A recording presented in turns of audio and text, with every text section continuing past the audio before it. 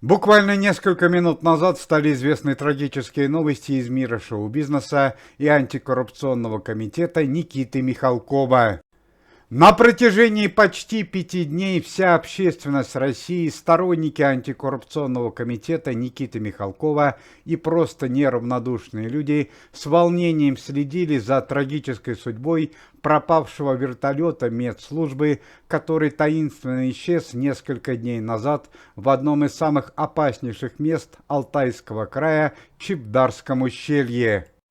В общей сложности в поиске вертолета участвовали более 2000 человек, среди которых сотрудники службы МЧС Алтайского края, местные жители, волонтеры и родственники пропавших артистов, которые были на борту вертолета. Вертолет медицинской службы, на борту которого находились 2 пилота, 2 врача медицинского санатория и члены антикоррупционного комитета, известные артисты Руслан Байсаров, Ирина Муравьева, певец Михаил Муромов и Юрий Назаров, перевозили тяжело больного Дэни Байсарова в медицинский санаторий для срочных процедур. Однако спустя 2 часа после вылета экипаж вертолета перестал выходить на связь и предварительно пропал в районе Чебдарского ущелья. До последнего момента члены антикоррупционного комитета и просто неравнодушные люди надеялись на чудо. Якобы существовала версия, что вертолет в условиях плохой видимости и ухудшения погодных условий мог сбиться с курса и приземлиться в другом месте. Дело дошло до того, что родственники пропавших артистов попросили ведущих сильнейших экстрасенсов Российской Федерации Наталью Воротникову, Александра Литвина и Влада Кадони приехать к месту происшествия и попытаться определить судьбу пропавшего экипажа вертолета. Помимо этого, спустя несколько часов после трагедии к месту происшествия была отправлена специальная экспедиция, в которую входили сотрудники МЧС, местные жители и волонтеры, а с воздуха, с дронов были сделаны снимки, исходя из которых якобы на самом глубине ущелья находился предмет, похожий на упавший вертолет. В связи с тем, что длина Чебдарского ущелья составляет 10 километров, а высота его стен, которые практически отвесны, более 1000 метров, к месту трагедии удалось добраться только на 5-е сутки.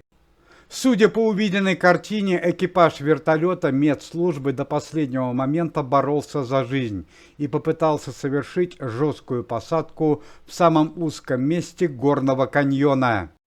На месте происшествия был обнаружен полуразрушенный вертолет, а в салоне транспортного средства 2 тела погибших членов экипажа, летчика-пилота 1-го класса Сергея Миронова и врача медицинской службы Анастасии Гвоздиковой. Однако другие члены экипажа и пассажиры вертолета обнаружены не были. Спустя некоторое время в нескольких метрах от места трагедии были обнаружены лежащие на земле Дэни Байсаров и его отец Руслан Байсаров. Оба мужчин не могли подняться с земли, так как были полностью обессилены долгим отсутствием воды и пищи и получили сильнейшие травмы позвоночника. По всей вероятности, во время жесткой посадки их выбросило из салона вертолета. К сожалению, другие члены экипажа и пассажиры на данный момент обнаружены не были, а это второй летчик-пилот Валерий Кормухин и врач медицинского санатория Татьяна Лакеева. Также бесследно исчезли и на данный момент считаются пропавшими без вести члены антикоррупционного комитета известные артисты, которые находились в вертолете: актер Юрий Назаров, актриса Ирина Муравьева и известный певец 90-х годов Михаил Муромов. Родственники пропавших артистов отказываются верить в трагедию. Они даже разбили лагерь на месте происшествия и продолжают поисковые работы. По данным пресс-службы антикоррупционного комитета, в 100 метрах от места падения вертолета находится глубокая пещера и горная щель. Именно там будут продолжаться поиски пропавших артистов. Родственники пропавших артистов Ирины Муравьевой, актера Юрия Назарова и певца Михаила Муромова экстренно обратились к российским зрителям и попросили помолиться за своих родных, ведь надежда на спасение тает с каждым часом. Уважаемые зрители, если вы желаете выздоровления членам комитета и поддерживаете их действия, то можете поставить лайк под видео и написать поддерживающий комментарий.